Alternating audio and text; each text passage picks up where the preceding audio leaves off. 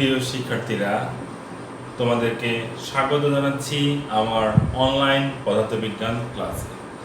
আশা করছি সকলে সুস্থ আছো, ভালো আছো। আমরা ইতিমধ্যেই ক্লাস শুরু করেছি পদার্থবিজ্ঞান দ্বিতীয় পত্রের চতুর্থ অধ্যায়ের। আর এই চতুর্থ অধ্যায়ের নাম হচ্ছে তড়িৎ প্রবাহের চৌম্বক ক্রিয়া ও ভূচুম্বকত্ব। এই অধ্যায়ের উপরে ইতিমধ্যে কয়েকটি ক্লাস হয়ে গেছে। আশা করছি তোমরা ক্লাসগুলো দেখেছো। যদি ক্লাসগুলো দেখে না থাকো, তোমরা আগের লেকচারগুলো দেখে নিলে এই ক্লাসটা বুঝতে সুবিধা হবে। তো আজকে আমাদের আলোচ্য বিষয় কি? আজকে এই লেকচারে আমাদের আলোচ্য বিষয় তড়িৎ পরিবাহী তারের উপর চৌম্বক ক্ষেত্রের বল নির্ণয় করব। তড়িৎ পরিবাহী তারের উপর চৌম্বক ক্ষেত্রের বল নির্ণয়, এবং 2 নম্বরে আমরা আলোচনা করব তড়িৎবাহী দুটি সমান্তরাল পরিবাহীর মধ্যকার বল নিয়ে। ঠিক আছে, তাহলে আমাদের 1 নম্বর টপিক তড়িৎ পরিবাহী তারের উপর চৌম্বক ক্ষেত্রের বল, এবং 2 নম্বর টপিক তড়িৎবাহী দুটি সমান্তরাল পরিবাহীর মধ্যকার বল নিয়ে আলোচনা। তাহলে চলো বয়েজ, আমরা আমাদের আজকের লেকচার শুরু করি। তাহলে আমাদের প্রথম টপিকটা কি? প্রথম টপিক হচ্ছে তড়িৎবাহী পরিবাহীর উপর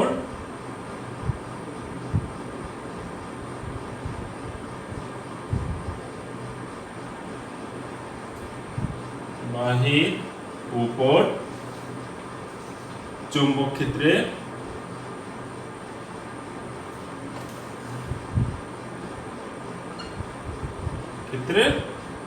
বল। ঠিক আছে, তাহলে আগে আমরা চৌম্বক ক্ষেত্র নিয়ে নিই। আচ্ছা, আমরা চৌম্বক ক্ষেত্রের জন্য এখানে দেখো ক্রস নিচ্ছি। আচ্ছা, এই ক্রসের অর্থ আশা করছি তোমরা বুঝতে পেরেছো। এই ক্রস এর অর্থ হলো এখানে আমরা যে চৌম্বক ক্ষেত্র নিয়েছি তার দিক বোর্ড বরাবর ভেতরের দিকে। ঠিক আছে, আমরা এই ক্রস চিহ্ন দ্বারা বোঝাচ্ছি আমরা এখানে যে চৌম্বক ক্ষেত্রটা নিয়েছি তার দিক বোর্ড বরাবর ভেতরের দিকে।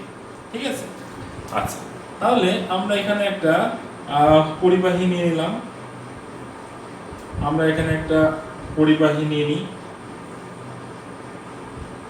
সেই পরিবাহীতে বাম থেকে ডান দিকে তড়িৎ প্রবাহিত হচ্ছে।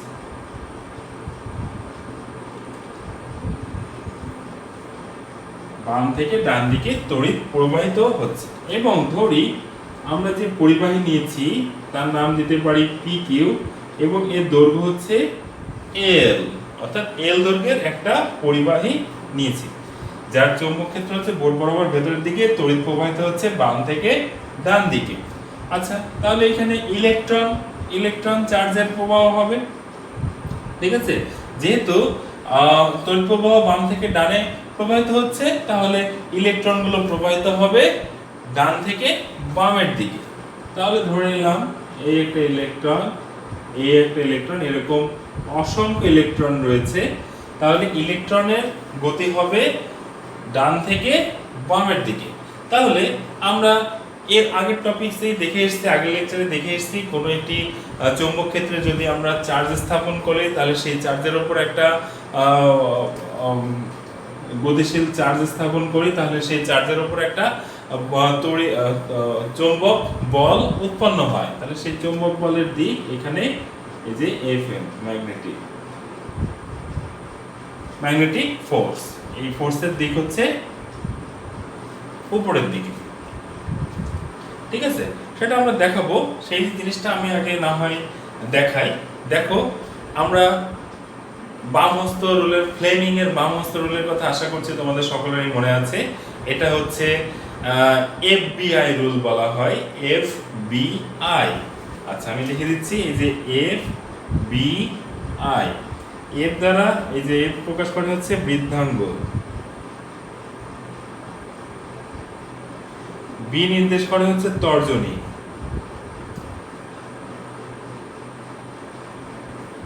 আর I নির্দেশ করে হচ্ছে মধ্যমা। ঠিক আছে, এটা কি বৃদ্ধাঙ্গুলি। বৃদ্ধাঙ্গুলি দ্বারা আমরা কার দিক পাবো? বলের দিক, তর্জনী, তর্জনী দ্বারা ম্যাগনেটিক ফিল্ডের দিক অর্থাৎ চৌম্বক ক্ষেত্রের দিক, আর আই দ্বারা এই যে এটা হচ্ছে মধ্যমা, আই দ্বারা আমরা পাবো হচ্ছে তড়িৎ প্রবাহের দিক। তাহলে এই হচ্ছে ফ্লেমিং এর বাম হস্ত, অর্থাৎ বৃদ্ধাঙ্গুলি দ্বারা আমরা যে দিকটা পাবো সেটা হচ্ছে বলের দিক, তর্জনী দ্বারা চৌম্বক ক্ষেত্রের দিক, মধ্যমা দ্বারা হচ্ছে তড়িৎ প্রবাহের দিক। অর্থাৎ কোনো একটি ছবিতে বিষয়গুলো যেদিকে আছে আমাদের আঙ্গুলগুলো সেভাবে স্থাপন করতে হবে। যেমন ধরো এখানে তড়িৎ প্রবাহের দিকটা, ম্যাগনেটিক ফিল্ডের দিকটা কোন দিকে আছে? ভেতরের দিকে। তাহলে এই যে ভেতরের দিকে বসিয়ে দিলাম, ঠিক আছে? তাহলে ম্যাগনেটিক ফিল্ডটা ভেতরের দিকে এবং তড়িৎ প্রবাহটা, হ্যাঁ আমাদের ছবিতে তড়িৎ প্রবাহ যেদিকে আঙ্গুলটা সেদিকেই আছে, তো তড়িৎ প্রবাহ হচ্ছে বাম থেকে ডানে প্রবাহিত হচ্ছে, তো আমাদের মধ্যমা সেদিকেই আছে। এইভাবে স্থাপন করায় আমরা বলের দিকটা কোন দিকে পেয়ে যাচ্ছি? আমরা বলের দিকটা পেয়ে যাচ্ছি উপরের দিকে, অর্থাৎ হচ্ছে চৌম্বক ক্ষেত্রের দিক বোর্ড বরাবর ভেতরের দিকে, তারপরে হচ্ছে তড়িৎ প্রবাহের দিক হচ্ছে বাম থেকে ডানের দিকে, এবং এই ক্ষেত্রে যে বল উৎপন্ন হচ্ছে তার দিক হচ্ছে উপরের দিকে, ঠিক আছে? এবং প্রত্যেকটাই কিন্তু কিভাবে আছে? প্রত্যেকটা একে অপরের সাথে লম্বভাবে আছে, অর্থাৎ 90 ডিগ্রি কোণ করে আছে। তো আশা করছি তোমরা এই ফিগারটা বুঝতে পেরেছো। আচ্ছা, তাহলে এখন একটু খেয়াল করো, তাহলে এখানে একটা চার্জের জন্য ম্যাগনেটিক ফোর্স উৎপন্ন হচ্ছে Fm। তাহলে Fm ভেক্টর ইকুয়াল টু, আমরা এর আগের লেকচার অনুযায়ী কি লিখতে পারি? কিউ, চার্জের মান Q equal to V vector cross হচ্ছে বি ভেক্টর। আচ্ছা, এখানে আমরা লিখতে পারি মান আকারে লিখলে Fm equal to Q V B sine theta, Q V B sine theta. আচ্ছা, আমরা তো এটা একটা ইলেকট্রনের জন্য এই ম্যাগনেটিক ফোর্সের মানটা বের করলাম। যদি আমাদের ইলেকট্রন সংখ্যা n হয়, অর্থাৎ n সংখ্যক ইলেকট্রনের জন্য n সংখ্যক ইলেকট্রনের জন্য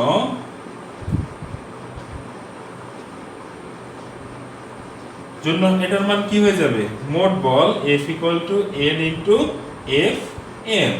অর্থাৎ আমরা n এবং f এর মান নির্ণয় করেই কিন্তু এই টোটাল যে বল উৎপন্ন হচ্ছে সেই বলের মান, অর্থাৎ তড়িৎবাহী তারের পরিবাহীর উপরে যে বলটা উৎপন্ন হচ্ছে সেই বলের মানটা আমরা নির্ণয় করতে পারবো। দিক অলরেডি তোমরা পেয়ে গেছো, অর্থাৎ তড়িৎবাহী তারটা এখন তাহলে উপরের দিকে চলে যাবে, ঠিক আছে? দিক অলরেডি পেয়ে গেছো, আমরা মান নিয়ে এখন আলোচনা করব, ঠিক আছে? ওকে, এখন হচ্ছে Fm এর মান নির্ণয়ের জন্য দেখো Fm ইকুয়াল টু, আমরা অলরেডি কি পেয়েছি? Fm vector equal to Fm vector equal to Q V B sine theta. Okay, এটা আমরা জানি Fm equal to Q V B sine theta. হ্যাঁ, আচ্ছা, এখন এটা তো আমরা বসিয়ে দিলাম। এখন আমাদেরকে নির্ণয় করতে হবে n এর মান। এখন আমাদের নির্ণয় করতে হবে n এর মান। আমি এখানে এই F equal to n Fm এটা এখানে রেখে দিলাম, ঠিক আছে? n সংখ্যক ইলেকট্রনের জন্য মোট বল F equal to n Fm, আর Fm এর মানটা এটা আমরা জানি। এখন আমাদের n এর মানটা নির্ণয় করতে হবে। তার আগে ধরে নাও যে আমরা যে ক্ষেত্রফল, আমরা যে পরিবাহীটা নিয়েছি তার প্রস্থচ্ছেদের ক্ষেত্রফল হচ্ছে a, ছেদের ক্ষেত্রফল a, ওকে, আর পরিবাহীর দৈর্ঘ্য তো l। তাহলে এবং একক আয়তন তাহলে কত হবে? আয়তন তাহলে কত হবে? আয়তন ইকুয়াল টু হবে a ইনটু l। এবং একক আয়তনে ইলেকট্রনের সংখ্যা, একক আয়তনে ইলেকট্রনের সংখ্যা, ইলেকট্রনের সংখ্যা যদি ই হয়, তাহলে আমরা এই সংখ্যাটা যে ইলেকট্রনের সংখ্যা মানে এখন আমরা পেয়ে যাব n equal to n a l।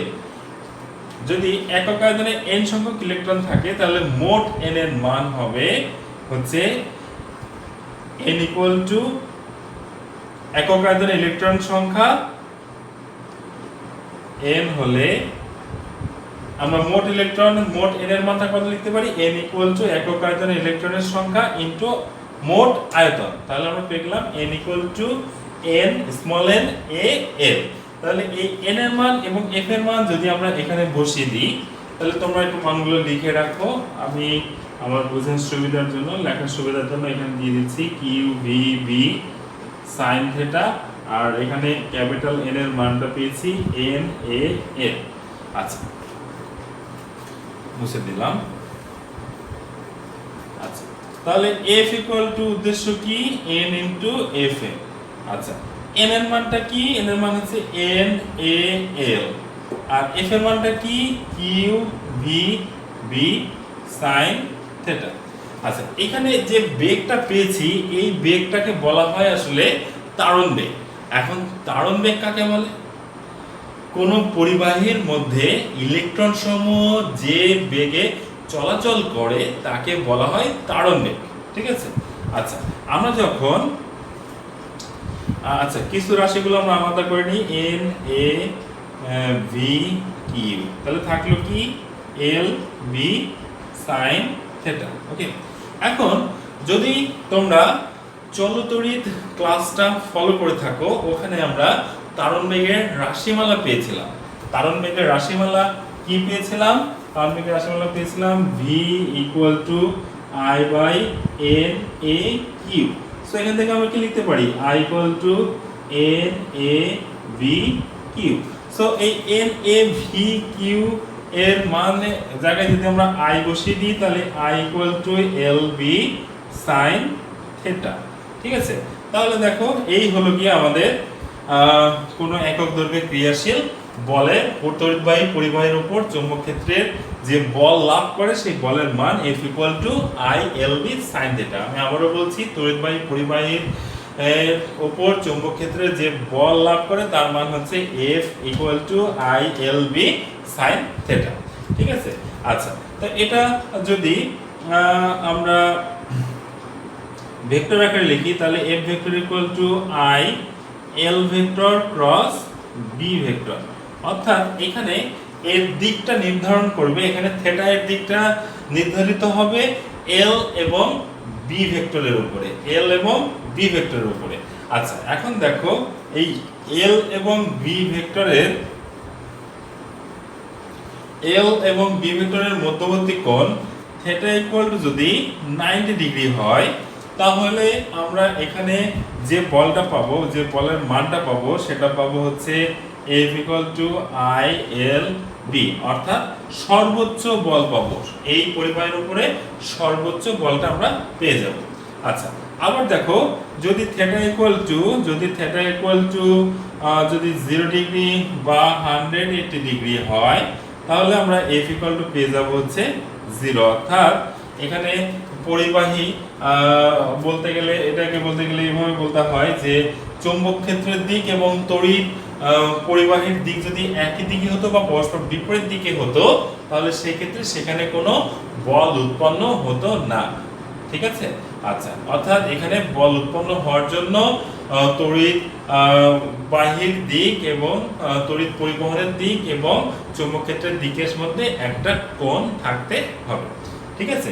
তো এই ছিল আমাদের আলোচনা, এই তড়িৎবাহী পরিবাহীর উপর চৌম্বক ক্ষেত্রের বল নির্ণয়ের বলের সংক্রান্ত আলোচনা। এরপরে আমরা চলে যাব তড়িৎবাহী দুটি সমান্তরাল পরিবাহীর মধ্যকার বলের আলোচনা নিয়ে। ঠিক আছে?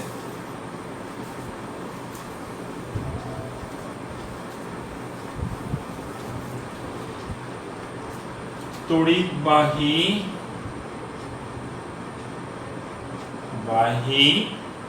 দুটি সমান্তরাল পরিবাহীর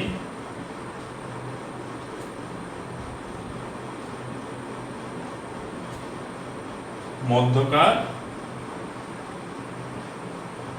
বল। ওকে, তাহলে আমরা ফার্স্টে একটু ছবিটা এঁকে নেই। আচ্ছা, দুইটাই সমান্তরাল পরিবাহী আমরা নিয়ে নিই। সাপোজ এই দুটি পরস্পর সমান্তরাল পরিবাহী, এটা পি কিউ পরিবাহী, এটা হচ্ছে আর এস পরিবাহী, ঠিক আছে। আচ্ছা, এদের মধ্যবর্তী দূরত্ব হচ্ছে ডি। ওকে, ডি দূরত্বে অবস্থিত পি কিউ এবং আর এস দুটি সমান্তরাল পরিবাহী। আচ্ছা, এখন কিউ থেকে পি এর দিকে তড়িৎ প্রবাহিত হচ্ছে, এই পরিবাহীর নাম হচ্ছে সাপোজ L1 পরিবাহী, এটা হচ্ছে L2, অর্থাৎ এই পরিবাহীর দৈর্ঘ্য L1, এই পরিবাহীর দৈর্ঘ্য হচ্ছে L2, বা আমরা L পরিবাহী, দুটো পরিবাহীর মান সমান, দুটো L পরিবাহী নিয়ে কাজ করছি, এটারও দৈর্ঘ্য L, এটারও দৈর্ঘ্য L, একই সমান দৈর্ঘ্যের দুটি পরিবাহী। আচ্ছা, তাহলে এখন পি কিউ পরিবাহীতে কিউ থেকে পি এর দিকে তড়িৎ পরিবাহিত হচ্ছে, এর নাম দিলাম I1, এবং আর এস পরিবাহীতে এস থেকে আর এর দিকে তড়িৎ পরিবাহিত হচ্ছে, এর নাম দিলাম আমরা I2। ওকে, আচ্ছা, এখন দেখো, এখন I1 এর জন্য দেখো, I1 পরিবাহীতে তড়িৎ পরিবহনের জন্য আমরা পি আর এস পরিবাহীতে একটা চৌম্বক ক্ষেত্র পাবো। তাহলে চৌম্বক ক্ষেত্র কার সূত্র অনুযায়ী পাবো? চৌম্বক ক্ষেত্র আমরা পেয়ে যাব হচ্ছে ফ্লেমিং এর ডান হস্ত নীতি অনুযায়ী। এটা আমাদের ফ্লেমিং এর ডান হস্ত নীতি, ঠিক আছে। অর্থাৎ বৃদ্ধাঙ্গুলি দ্বারা তড়িৎ প্রবাহের দিক নির্দেশ করে এবং অন্যান্য আঙ্গুল দ্বারা চৌম্বক ক্ষেত্রের দিক নির্দেশ করে। তাহলে একটু খেয়াল করো, পি কিউ পরিবাহীতে তড়িৎ পরিবাহিত হচ্ছে, কিউ থেকে পি এর দিকে বসিয়ে দিলাম। তাহলে এই তারে আর এস তারে চৌম্বক ক্ষেত্রের দিক কোন দিকে হবে? বোর্ড বরাবর ভেতরের দিকে, ঠিক আছে। তাহলে এই বিন্দুতে আমরা যদি এই বিন্দুতে নিয়ে নিই, তাহলে এই বিন্দুতে আমরা পাচ্ছি B1। দেখো, আই পি কিউ পরিবাহী তারে তড়িৎ প্রবাহের জন্য আর এস পরিবাহীতে আমরা চৌম্বক ক্ষেত্র মান পাচ্ছি, এই জন্য এটার নাম আমরা দিলাম B1, এবং এর দিক ভেতরের দিকে। এই যে ক্রস চিহ্ন দ্বারা আমরা কি বুঝি? ভেতরের দিকে। ওকে, আচ্ছা, তাহলে আবার একটু খেয়াল করো, দেখো এখন আর এস পরিবাহীতে তোমার তড়িৎ প্রবাহ আছে, আর এস পরিবাহীতে তোমার চৌম্বক ক্ষেত্র আছে। ওকে, তাহলে দেখো, তড়িৎ প্রবাহ এবং চৌম্বক ক্ষেত্র থাকলে ফ্লেমিং এর বামহস্ত রুলটা ব্যবহার করে আমরা ওই পরিবাহীতে যে বল উৎপন্ন হয়, যে চৌম্বক বল উৎপন্ন হয়, তার মানটা বের করতে পারবো। চলো তাহলে আমরা বের করি। আর তড়িৎ প্রবাহ কোন দিকে? চৌম্বক ক্ষেত্র ভেতরের দিকে, তড়িৎ প্রবাহ হচ্ছে এইদিকে। চৌম্বক ক্ষেত্র ভেতরের দিকে, এই যে ক্রস দ্বারা আমরা ভেতরের দিকে নিয়ে নিলাম, আর তড়িৎ প্রবাহ হচ্ছে এদিকে, ঠিক আছে। তড়িৎ প্রবাহ এস থেকে আর, তাহলে দেখো মধ্যমার দিক আমার এস থেকে আর এর দিকেই আছে, তড়িৎ প্রবাহ ভেতরের দিকে, এই যে তর্জনী ভেতরের দিকে। তাহলে বলের দিক নির্দেশ করছে হচ্ছে আর পি কিউ পরিবাহীর দিকে, ঠিক আছে। অর্থাৎ এটা হচ্ছে আমার বলের দিক। তাহলে এখানে যে বলটা উৎপন্ন হলো আর এস, তার দিকটা হচ্ছে বাম দিকে, ঠিক আছে। এখন আমরা এই তারের মান নিয়ে এই যে উৎপন্ন যে বলটা উৎপন্ন হলো, কি পরিমাণ বল উৎপন্ন হলো, সেটা আমরা নির্ণয় করার চেষ্টা করি। তাহলে এফ ভেক্টর ইকুয়াল টু, একটু আগে আমরা যে ফর্মুলাটা শিখলাম সেটা, আই এল ভেক্টর ক্রস হচ্ছে বি ভেক্টর। আচ্ছা, তাহলে এখানে আই এর জায়গায় এফ আর এস ভেক্টর, মানে মান হিসেবে চিন্তা করলে এটাকে আমরা কি লিখতে পারি? I2, হ্যাঁ, এই যে আর এস পরিবাহিত তড়িৎ প্রবাহিত হচ্ছে কোনটা? I2, L তো L, আর B হচ্ছে, কিন্তু উৎপন্ন হয়েছে চৌম্বক ক্ষেত্র উৎপন্ন হয়েছে কোন পরিবাহীর জন্য, বা কোন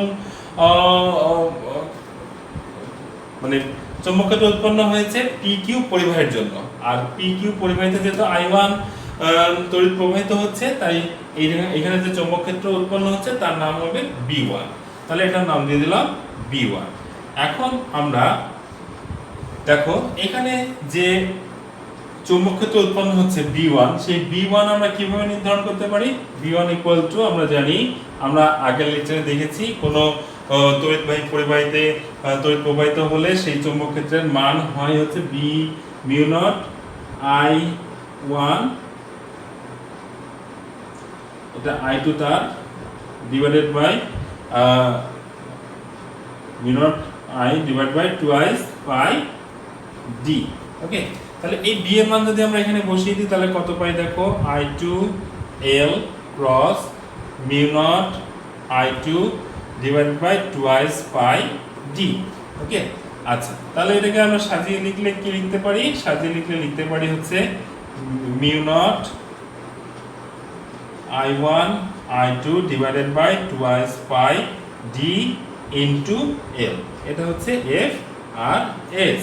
ওকে, তাহলে এটা হলো গিয়ে আর এস এ যে বলটা উৎপন্ন হচ্ছে সেই বলের মান এবং তার দিকটা আমরা কি পেয়ে গেলাম? দিকটা যদি আমরা অ্যানালাইসিস করি, দিক পেয়ে গেলাম হচ্ছে বাম দিকে বা আমরা লিখতে পারি প্রথম তারের দিকে। ঠিক আছে, তাহলে মোটামুটি আর এস এই উৎপন্ন বল এফ আর এস বিষয়টা আমাদের ক্লিয়ার। এরপর আমরা চলে যাব, দেখো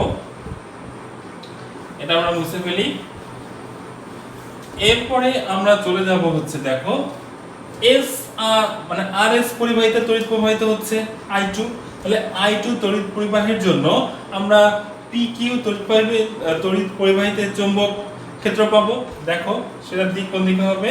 এখানে তড়িৎ প্রবাহিত হচ্ছে এস থেকে আর এর দিকে। তাহলে এস থেকে আর এর বৃদ্ধাঙ্গুলি, তাহলে এই PQ পরিবাহের জন্য অন্যান্য আঙ্গুল কোন দিকে নির্দেশ করছে? বাইরের দিকে। অর্থাৎ এইখানে আমার যে চৌম্বক ক্ষেত্রটা উৎপন্ন হবে তার দিক হবে হচ্ছে বোর্ড বরাবর বাইরের দিকে। ঠিক আছে, এটা হচ্ছে B2। এখানে আমরা দিক হিসেবে এই যে ডট দিয়ে দিলাম, ডট মানে বাইরের দিকে। ওকে, তাহলে চৌম্বক ক্ষেত্র পেলাম। তাহলে PQ পরিবাহিতে তড়িৎ প্রবাহী আছে, চৌম্বক ক্ষেত্র আছে। তাহলে এখানে ফোর্স উৎপন্ন হবে, এখানে একটা ফোর্স পাবো, সেই ফোর্সটা পাবো আমরা ফ্লেমিং এর বাম হস্তনীতি সূত্র ইউজ করে। তো ফ্লেমিং এর বাম হস্তনীতি অনুযায়ী চৌম্বক ক্ষেত্র এখন বাইরের দিকে, তড়িৎ প্রবাহ হচ্ছে চৌম্বক ক্ষেত্র বাইরের দিকে। এই যে চৌম্বক ক্ষেত্র বাইরের দিকে, তড়িৎ প্রবাহ কিউ থেকে পি এর দিকে। দেখো তড়িৎ প্রবাহ পি থেকে কিউ এর দিকে, তড়িৎ প্রবাহ পি থেকে কিউ এর দিকে। চৌম্বক ক্ষেত্রের দিক হচ্ছে বাইরের দিকে, তাহলে বৃদ্ধাঙ্গুলি নির্দেশ করছে কোন দিকে? 2 নাম্বার তারের দিকে। ঠিক আছে, বা আরএস পরিবাহের দিকে, অর্থাৎ এই দিকে এফ পি কিউ। আচ্ছা, তাহলে এফ পি কিউটা আমরা কিভাবে পাবো? F P Q equal to এটা আমরা লিখতে পারি I1 L ইনটু B2। তাহলে B2টা কত? B2 ইকুয়াল টু আমরা লিখতে পারি mu naught I1 divide by twice pi D. তাহলে লিখে ফেলো I1 L ইনটু B2 হচ্ছে mu naught I1 divide by twice pi D. তাহলে এটা আমরা ক্যালকুলেট করলে বা সাজিয়ে লিখলে পাই mu naught I1 I2 divided by twice pi D into L. ঠিক আছে, এটা হচ্ছে এফ পি কিউ। এটার দিক কোন দিকে? এটার দিক হচ্ছে আমরা দেখতে পাচ্ছি ডান দিকে বা দ্বিতীয় পরিবাহীর দিকে। আচ্ছা, দুইটা যদি দেখো আর এস এ পরিবাহীতে উৎপন্ন বলের দিক হচ্ছে দ্বিতীয় তারের দিকে, অর্থাৎ প্রথম তারে উৎপন্ন বলের দিক দ্বিতীয় তারের দিকে, দ্বিতীয় তারে উৎপন্ন বলের দিক প্রথম তারের দিকে। অর্থাৎ এই অবস্থাকে আমরা বলি হচ্ছে আকর্ষণ। এইখানে যে অবস্থার সৃষ্টি হয়েছে এটাকে আমরা বলি হচ্ছে আকর্ষণ। ঠিক আছে, আচ্ছা এখন এখানে আকর্ষণ তার মানে কি হচ্ছে? দুটি একই দিকে দুটি সমান্তরাল পরিবাহীতে একই দিকে তড়িৎ প্রবাহিত হলে এখানে আকর্ষণ হয়। তার দুটি পরস্পরকে কি করে? আকর্ষণ করে। অর্থাৎ এরা পরস্পরের কাছাকাছি চলে আসবে। ঠিক আছে, অর্থাৎ দুটি সমান্তরাল পরিবাহীতে একই দিকে তড়িৎ প্রবাহিত হলে তার দুটি পরস্পরকে বা পরিবাহী দুটি পরস্পরকে আকর্ষণ করবে। তাহলে এখন তোমাদের মাথায় প্রশ্ন আসতেই পারে যে তাহলে যদি বিপরীত দিকে প্রবাহিত হতো তাহলে কি হতো? বিপরীত দিকে প্রবাহিত হলে বিকর্ষণ হবে। বিপরীত দিকে যদি তড়িৎ প্রবাহিত হয় তাহলে বিকর্ষণ হবে। সেই দিকটা আমি তোমাদের একটু পরেই দেখাচ্ছি। তার আগে এই জায়গাটা আমরা শেষ করি। অর্থাৎ এখানে যে দুটো বল উৎপন্ন হয়েছে এফ আর এস এবং এফ পি কিউ, এটা আসলে দুইটা সমান বলই। অর্থাৎ এই তারের জন্য এটাতে উৎপন্ন বল, এই তারের জন্য এটাতে উৎপন্ন বল। যেহেতু তারদ্বয়ের দৈর্ঘ্য সমান এবং দুই ক্ষেত্রে I1 I2 তড়িৎ প্রবাহ গুণ আকারে আছে সেহেতু, এবং দুইটা তারের মধ্যবর্তী দূরত্ব যেহেতু d, তাই আমরা এই ক্ষেত্রে এই দুটো বলকে সেম বল বলতে পারি। আচ্ছা, এখান থেকে আরেকটা জিনিস একটু মাথায় রাখতে হবে, সেটা হচ্ছে একক দৈর্ঘ্যে বল। ঠিক আছে, একক দৈর্ঘ্যে বল। তাহলে আলটিমেটলি আমরা কি পেলাম? F = mu I1 I2 divided by twice pi d into L, তাই না? আচ্ছা, তাহলে এখন এই বলটাকে যদি আমরা মোট দৈর্ঘ্য দ্বারা ভাগ করে দিই, তাহলে তো এটাকে আমরা কি বলবো? একক দৈর্ঘ্যে বল, তাই না? একক দৈর্ঘ্যে বল। তাহলে দেখো এই এলটা যদি আমরা নিচে নিয়ে আসি, তাহলে এটাই হয়ে গেল একক দৈর্ঘ্যে যে বল উৎপন্ন হয় তার মান I1 I2 divided by twice pi d। এটা হচ্ছে একক দৈর্ঘ্যে উৎপন্ন বলের সূত্র। এটা একটু মাথায় রাখতে হবে, যে ব্র্যাকেটের অংশটা মাথায় রাখতে হবে ভালো করে। অর্থাৎ এটাই হলো কি আমাদের একক দৈর্ঘ্যে উৎপন্ন বলের রাশিমালা। ঠিক আছে, আচ্ছা, তাহলে একটু আগে আমি বলছিলাম যে এটা তো আকর্ষণ দেখিয়েছি, তাহলে বিকর্ষণটা কি রকম হতে পারে? তো এটা মুছে ফেললাম, বিকর্ষণটা দেখাই। দুটো বিপরীত দিকে প্রবাহিত হলে কি হয় সেটা দেখাই আমি। দিকটা দেখো, একটা ধরো এটা PQ, এটা হচ্ছে RS, সেম সাপোজ তাদের মধ্যবর্তী দূরত্ব হচ্ছে D। এখন দেখো একটা প্রবাহিত হচ্ছে P থেকে Q এর দিকে, একটা প্রবাহিত হচ্ছে এটা I1, এটা হচ্ছে I2। আমি জাস্ট বলের দিকটা দেখাবো। তাহলে এই এই PQ তারের তড়িৎ প্রবাহের জন্য RS তারের চৌম্বক ক্ষেত্রের মান কোন দিকে? নিচের দিকে। ঠিক আছে, তাহলে এটা দিয়ে দিলাম ক্রস, এটা B1।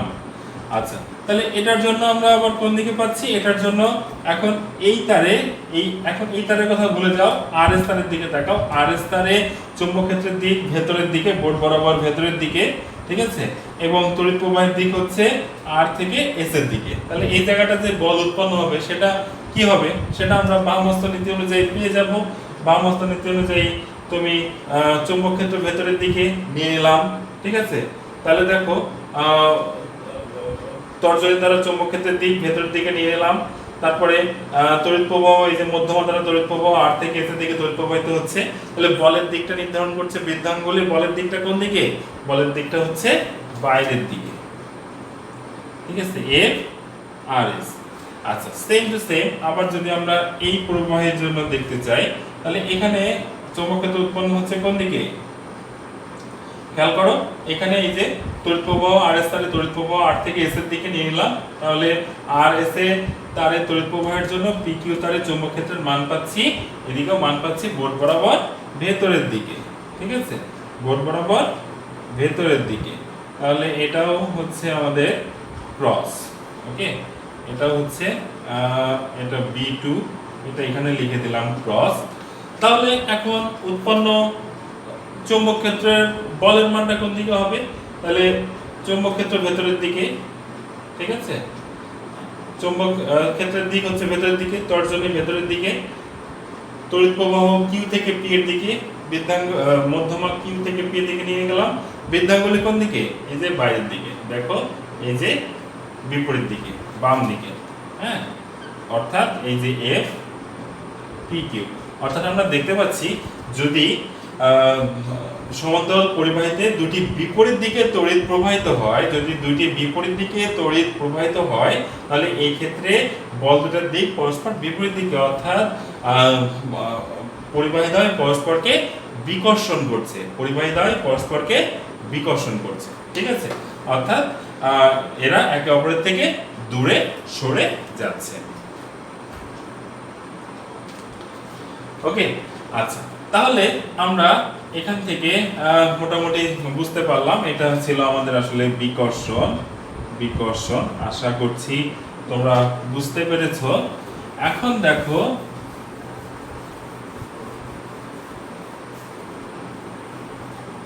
এখন দুটো ডেফিনেশন নিয়ে আলোচনা করব। একটু দুইটা ডেফিনেশন নিয়ে, একটা হচ্ছে প্রথমে অ্যাম্পিয়ারের সংজ্ঞা নিয়ে আমরা একটা আলোচনা করব।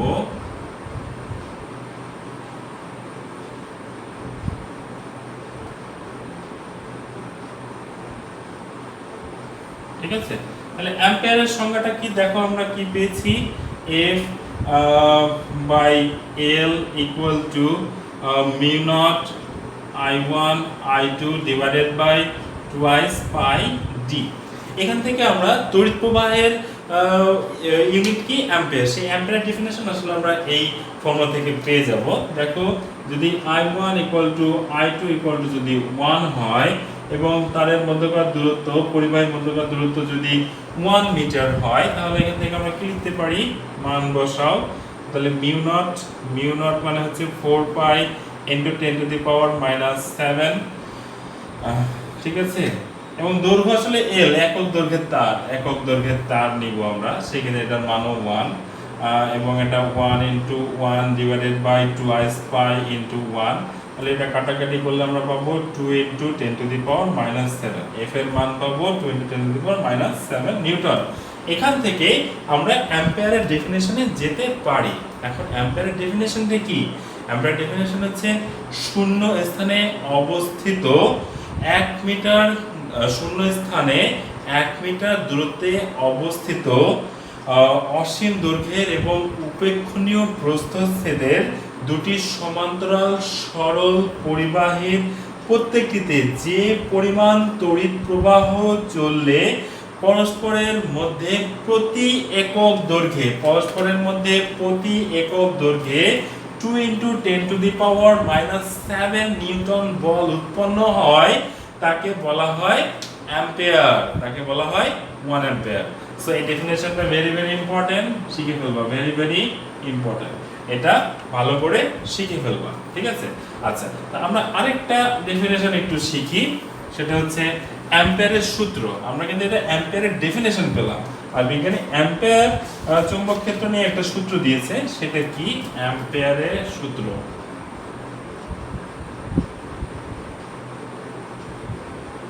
এটা ভুলানো যাবে না, ভুলাই ফেলো না, সূত্র এবং অ্যাম্পিয়ারের ডেফিনেশন, এই জন্য আমি এক জায়গায় লিখে দিলাম যাতে ভুল না হয়। দেখো, বদ্ধ পথ বরাবর কোনো চুম্বক ক্ষেত্রের রৈখিক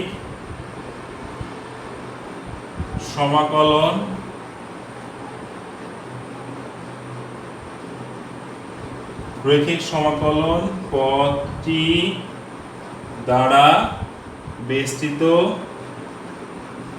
বেষ্টিত ক্ষেত্রফলের মধ্যে